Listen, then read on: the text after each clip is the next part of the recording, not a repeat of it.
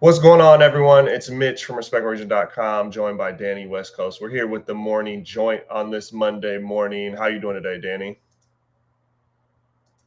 I am doing great today. It is almost Christmas. We had Hanukkah just start yesterday, so happy holidays to everyone out there.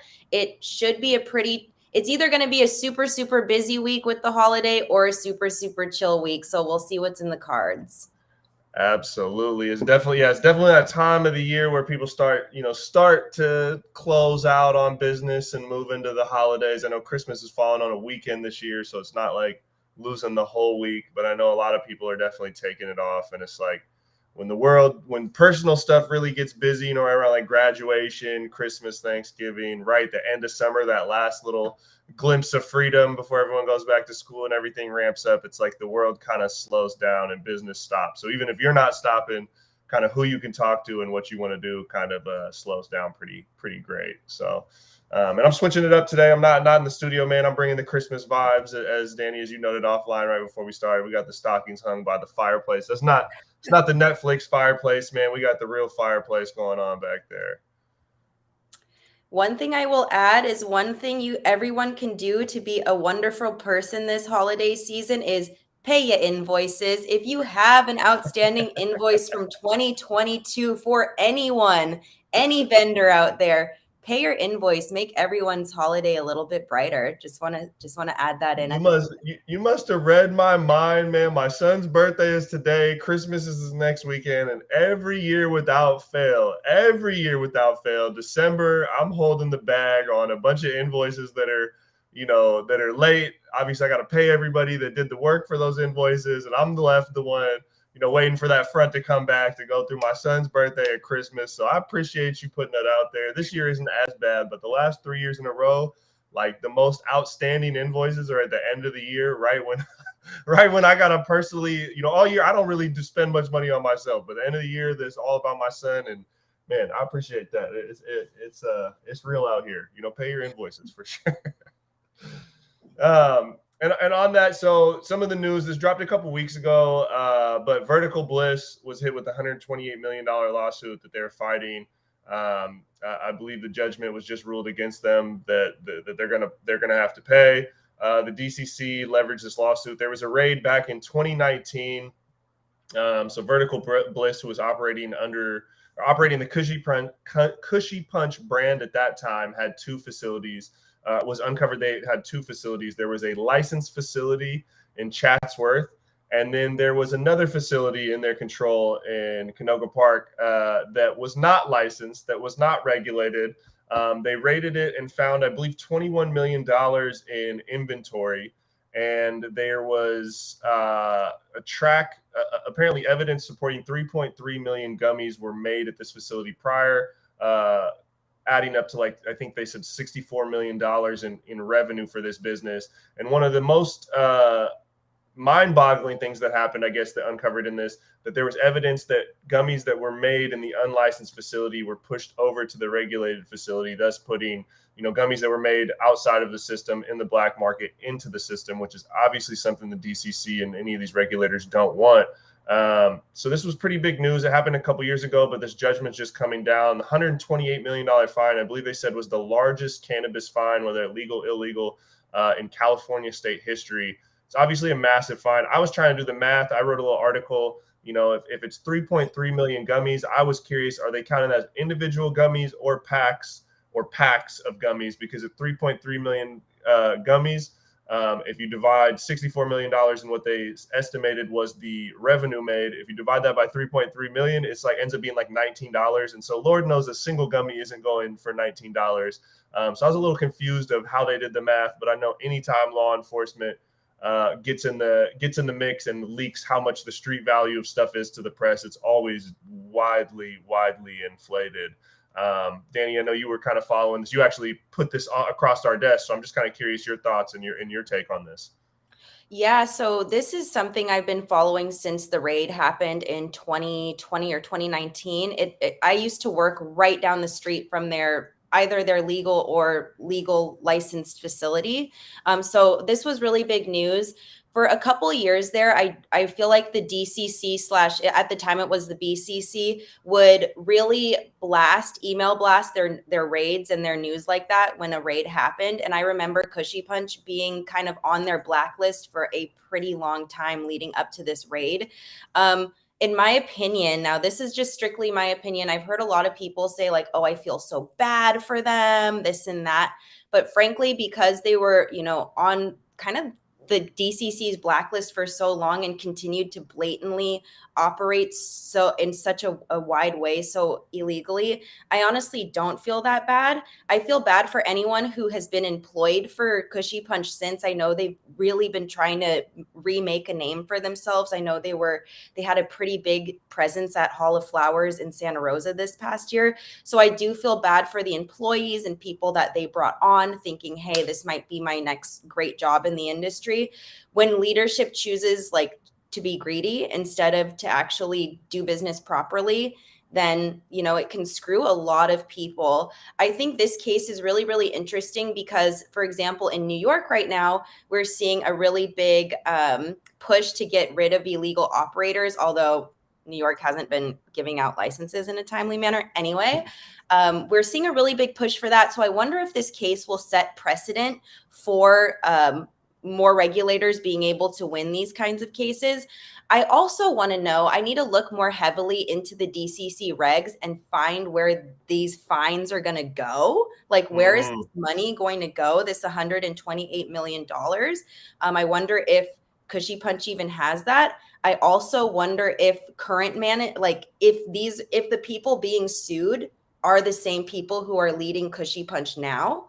I have no idea. So there's a lot of questions still from this, but I do think I do think it's going to set a wider industry precedent for how these things are going to play out in the future. And I do want to say it totally undermines a lot of the efforts that regulators and law enforcement and brands are doing to combat counterfeiting of products. It is unfortunate then to think that a lot of these fake Kushy Punch gummies that were in trap shops were actually real Kushy Punch gummies to some extent. So it's just such an interesting case with so many layers. And I do think it'll set precedent for how things are going to get handled in California and throughout the nation moving forward. Absolutely. Yeah. And when I was looking into it, the way they worded it, a lot of it was centered around Vertical Bliss. And they said like formally the owners of the Kushy Punch brand. So my kind of gut instinct is maybe someone else purchased or controlled that brand. So Kushy Punch itself is in existence and will continue to be in existence. And whoever held the license for this facility, I don't know what the separation of church and state was at the start, or if they legally separated that so the brand could live on. Like you said, I don't quite know. But I think there's something there. So obviously Kushy Punch is still going to, is still being sold in stores. And I don't necessarily see that brand going away, but this operator obviously hit with the lawsuit. And like, absolutely what you said, I think, at $128 million sticker price, like there's no way they have that type of cash on hand. I don't really know any cannabis operator who has that kind of cash on hand. And if they're no longer operating the Kushy Punch brand, there's a strong likelihood they will never be able to generate the revenue to pay that fine. So even the question is, it would be nice to know where the money would go. I don't know if anyone will ever see that money. Maybe they'll end up forking over a couple $1 million and maybe that's it. But obviously at that sticker price and that headline, it's definitely going to send a statement, right? And I think a lot of us that came into cannabis came from doing stuff off the books. This wasn't always legal. So any sort of operation in cannabis for a while was all illegal. So just because it's illegal now, there's definitely a lot of people who have no fear of doing things off the books or, making tax-free money. A lot of people have been doing that for a long time. So it's not going to necessarily stop. But I think for a lot of people, and I have no issue if people are going to do whatever they're going to do. I'm not going to criticize them because 10 years ago, I was doing the same thing too. But my personal belief is now that we're in this recreational market, moving to this inevitable future, you can either get on the train of progression or if you choose to continue to take risks, understand it's just that, it's risk, and you could lose your license, you could get fined a lot of money, you could face imprisonment, and it's not unjust. I want people to understand that if you're operating inside of the state of California, where there is a legal system set up to buy and sell cannabis, if you were operating outside of that and you were hit with a fine, that is not an unjust fine. Someone said, here's the rule, you broke it, you're going to get it. Whether it's fair or not, that's another question, but it's not saying it's unjust. So, sad day for those that gotta face the music. But again, when you take risks, sometimes you got to face that music, man. It's not all about celebrating at the end. And on not trying to stay in the low, we are in the holiday season. We're still trying to keep it upbeat, but industry-wide layoffs have been hitting the entire industry over these last month or so. It's really unfortunate that we are rolling into this holiday season, and a lot of people are losing their source of income right before Christmas, right before the end of the year, right around the time when you start setting your new goals for next year. It's always got to suck when you're like, new goal, okay, step one, find employment, and then figure the rest out afterwards. That's definitely unfortunate.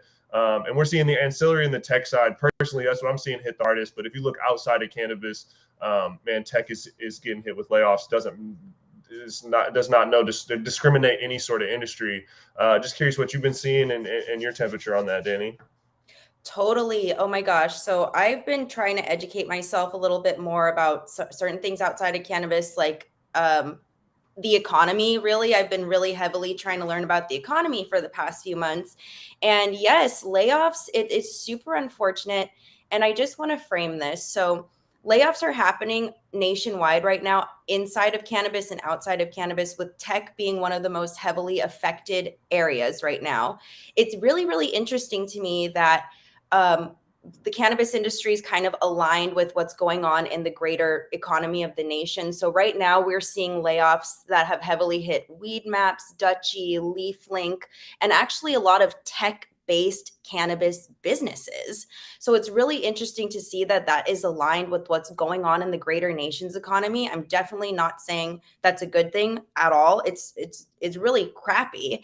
I think I was reading somewhere that the Weed Maps layoffs actually ended up costing Weed Maps an additional like $10 million for severance packages and everything. So letting people go is sometimes pretty expensive as well. I have personally been through the layoffs. I was laid off from the company I was working with just in October. So I have felt the effects of this personally. And thank goodness I have such a great network of people here within the cannabis industry to help me find a new job really quickly. But I do want to say that what's going on in cannabis is super unfortunate. Companies are laying people off. It is aligned with what's going on in the greater economy right now, because we're dealing with, unfortunately, a lot of inflation. So right now, tech inside of cannabis seems like it's the biggest area being affected, with more layoffs being planned for companies such as Dutchie, LeafLink, and so on and so forth. So if you are going through a layoff out there, just know that your value does not come from your position or the pay you're getting. Your value comes from you. So if you ever need any career advice, anything like that, find me on LinkedIn. I'm super happy to take a look at your resume, anything like that, because layoffs, they are crappy, but you will find a way through. I found a way through. It is painful. We will get through this as a cannabis community, and we will get through it as a nation as well. Absolutely. We're going through cycles, and we're coming out of where the market, all the markets, whether it's real estate, just money in general, the financial markets, stock markets, crypto, everything was at literally all-time highs. Everything was at all-time highs.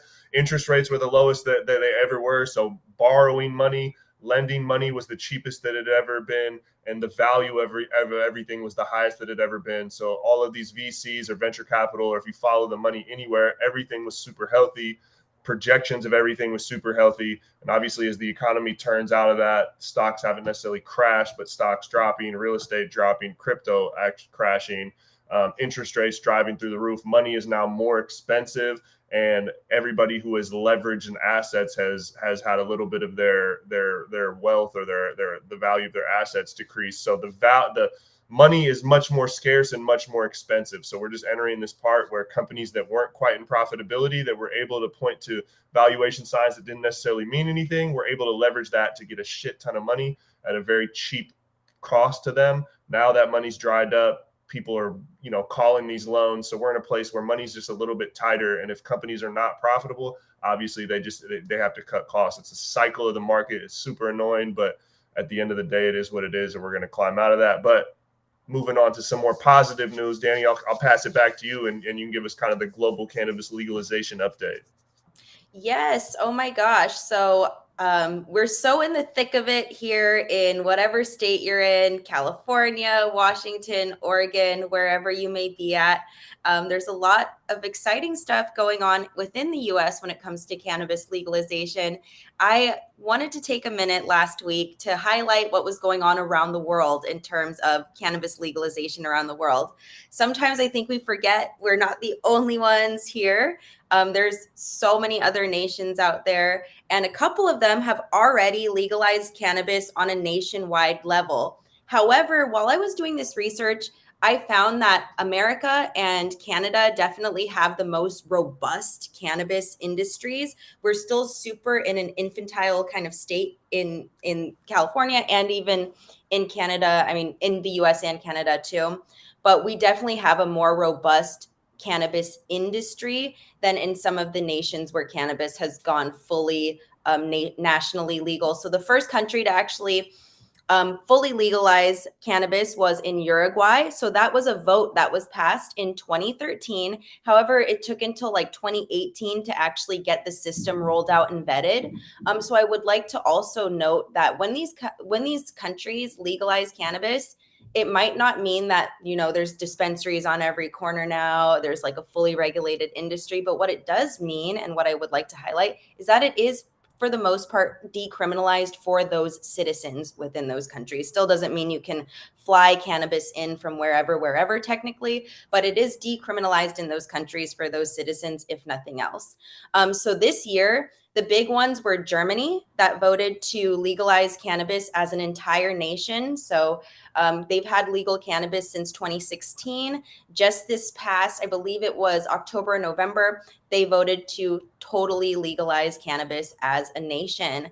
That won't be totally rolled out until 2024. So we've got 2 years, a year and a half until we can start going to Germany and going and trying some German weed. No, I have some family in Berlin, so I'll definitely try to make my way out there.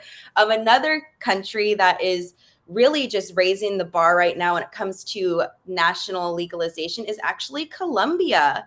Colombia has a really progressive president right now, Gustavo Petro, and he has been pushing for actually national drug policy reform. He's presented his policy ideas to the United Nations, but in the country of Colombia, just on December 15th, Congress finalized the text of a bill that they have a Congress and a Senate there in Colombia too. So they finalized the text of a bill that needs to now go through the jurisdictional, whatever, legal process.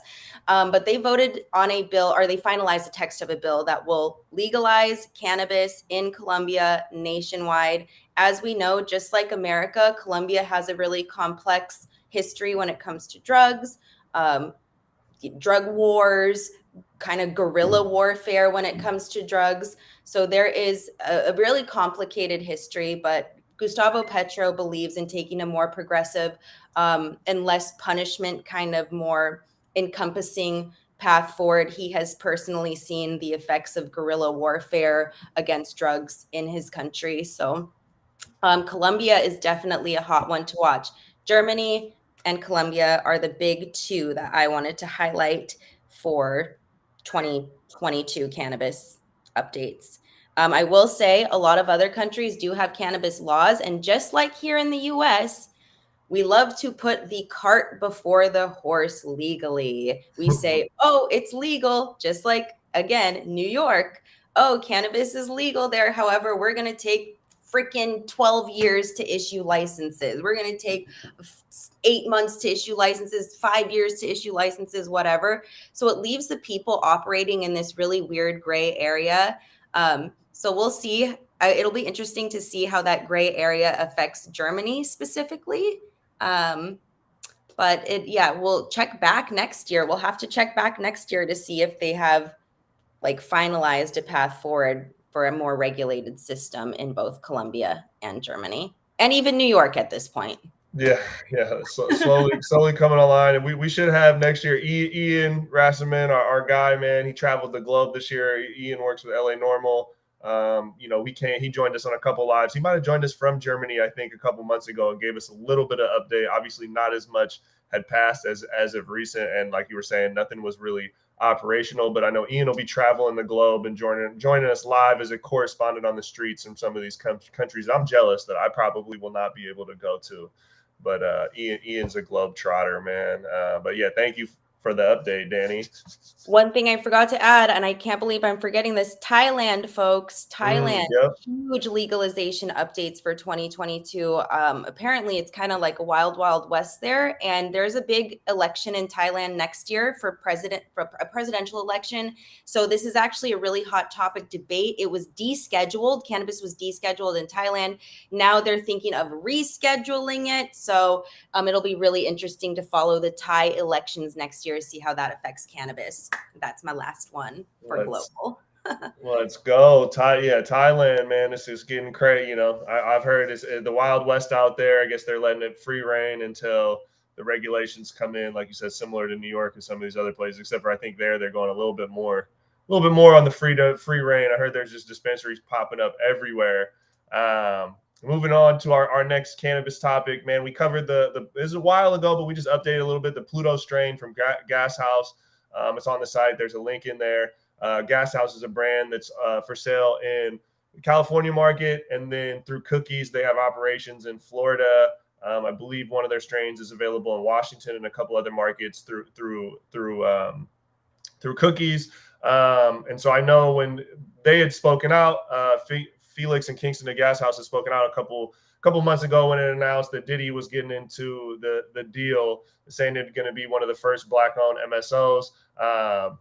Kingston and Felix were first to check that, saying, hey, we're a Black-owned brand. We're already in multiple states. Shout out to D, but we're doing that. The Pluto strain is really, GasHouse has been around for a while. These guys were growing underground. If you guys ever seen Vice, they're going underground in Atlanta, and they did an episode on Vice when it was illegal. They were wearing masks. And then once they got their brand, they moved to Oregon for a while, started operations. And then once they settled into Oakland, set up their business, then they went on Vice and they took the mask off and showed who they were, talk about their history and growing.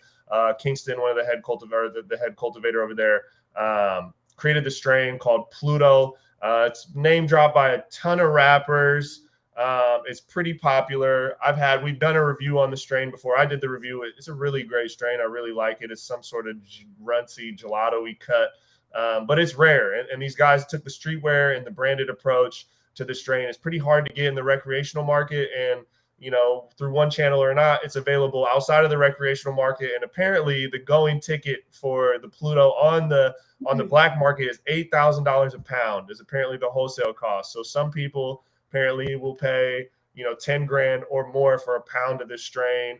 It's some stuff that has been known to be sold for $1,000 an ounce, and people are buying it, man. If you look on Instagram, people are saying how much they paid for it, where they found it, that they're happy that they got it, even what they paid for it. It is just pretty incredible that a brand is able to command that level of value for a strain. Dani, have you had the strain or anything from GasHouse previously? I have not tried it. Oh my gosh, I'm going to have to get you guys to hook me up with a sample. No, I'm just kidding. But I have not tried it. Is this by any chance the same GasHouse as GasHouse USSR?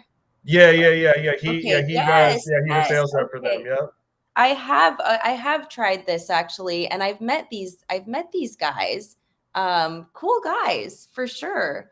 But I can't say right now if I totally remember the effects of the strain. I know I was at a party. I know I was drinking martinis that night. So I'm going to have to do a second review with a more clear head. I know one of the guys loved martinis as well. So he gets an A+ in my book. But when it comes to the actual strain, no, to take it on a more serious note, I've seen this brand. They're doing some really cool stuff in New York, Atlanta. They're always doing some sort of really fun tasting parties, things like that, definitely being down for the community as well. I think we see some really cool brands that have made more of a name in the recreational market, that have a cult following. I mean, I'm so sorry, in the traditional market that now have a cult following in the recreational market. So GasHouse is definitely one of those brands. Occasionally, they do have some drops. At, like you said, they have some here cookies in Maywood, I believe, and down in like down south in that area. But yeah, they're definitely one to follow and definitely one for the culture. Absolutely, man. That Pluto me, man. It's some fire. Next on our cannabis news. So we did an interview at MJ Unpacked with Jorge Cervantes. Jorge it's a pen name. Jorge was a longtime grower. This dude was putting out VHS tapes. You could buy VHS tapes back in the day for how to grow cannabis. He was really on at the one of the originators of helping educate people how to grow cannabis in any medium, whether it's outside, greenhouse, indoor, at home, commercial. Jorge was putting out material when cannabis was very much in the height of prohibition and illegal, and even transferring that information. High Times Magazine was probably one of the few places you could actually find any information on growing, but obviously that was a magazine. Jorge was putting out videos, again, VHS tapes, transitioned to the DVD era. Now he's uploading content, been uploading content to YouTube over the last few years. But a lot of people that cultivate cannabis have watched this guy's videos. I built a friendship with him through the internet a couple earlier this year. Just a super dope, humble, just positive dude. We actually got to hang out in person at MJ Unpacked in Las Vegas for a couple days, and I got a chance to interview him. And just a great dude, man. For someone that has seen cannabis through so many different iterations of it, and globally too. This guy travels the world interviewing cultivators.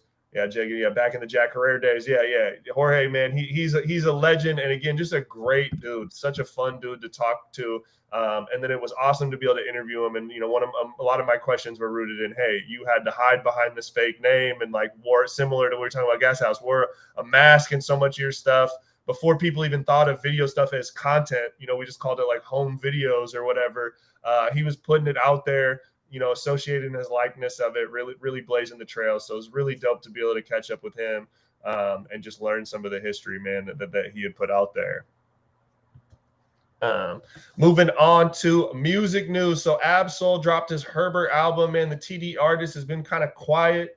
Out of the guys on TDE, you got J-Rock, Kendrick, well, I guess, he just left TDE, but Kendrick, J-Rock, Schoolboy Q, Ab-Soul. Ab-Soul was kind of always the maybe had the smallest following out of everyone in the group. I think everyone else might have a couple more platinum plaques or bigger accolades, sold some more records. But any hip hop fan or lyricist fan definitely knows Ab-Soul he's not the weakest link. That's a four-headed monster. TDE is a four-headed monster, and Ab-Soul is absolutely fire.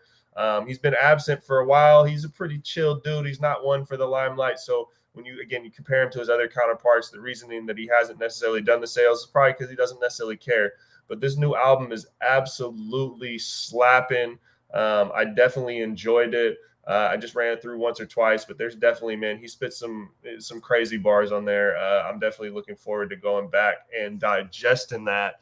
And then our next topic, man, GloRilla had put out a job description for her personal assistant at $550 a week.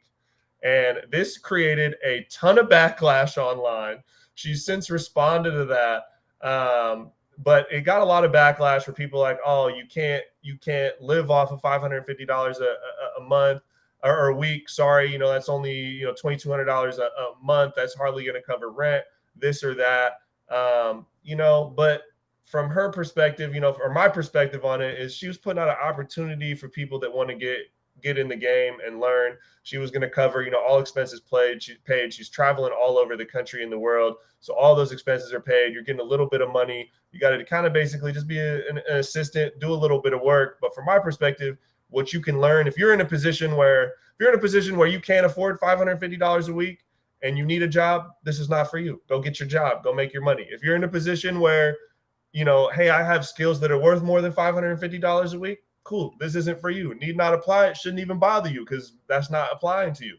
If you really want to get in entertainment and really understand that it's going to be an absolute grind, that it's going to be a labor of love, ask any rapper, any producer, anyone, it's not even about internships. It's about many years of putting all of your time and all of your money into something, and potentially, eventually, something could come back to you. That's the plight of anyone trying to do the music industry. So to be able to have an artist that's one of the hottest artists in the game paying you to learn everything and build connections, you could go follow her around and guarantee you could start picking up little social media coordinator job, little contracts from people just that you're meeting. Guaranteed, if you're in that position, you grind hard for 30 to 60 days, you're going to be making 3 to 5 times fold that, and you're going to have a Rolodex and connections that you're going to be able to monetize at 10x that within a year. That's just my perspective. I get I get some of the backlash, but I also think a lot of people are just tripping, and I don't know.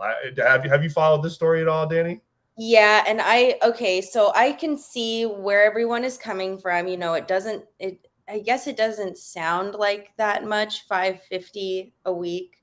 But I remember, I don't know, I made really low money for a very long time, and I was hustling as hard as I could, but my hourly rates, like, I lived in Florida for a long time, so the minimum wage there was ridiculously low, I believe. And the sad part is the federal minimum wage hasn't raised in what, like 4 years or something.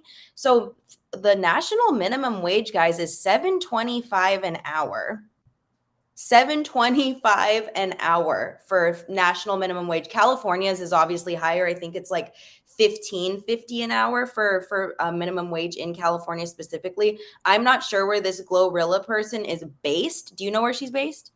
I think she's from, somewhere down south, but I'd Okay. assume she's living in LA though. So that doesn't Oh, okay. help the cost. Well, if it is somewhere in the South or something where this person is based, honestly, it's pretty aligned with what the federal minimum wage is. It does sound like it might be a little bit more than a minimum wage job. However, like you said, it sounds like there is tremendous perks and opportunity there.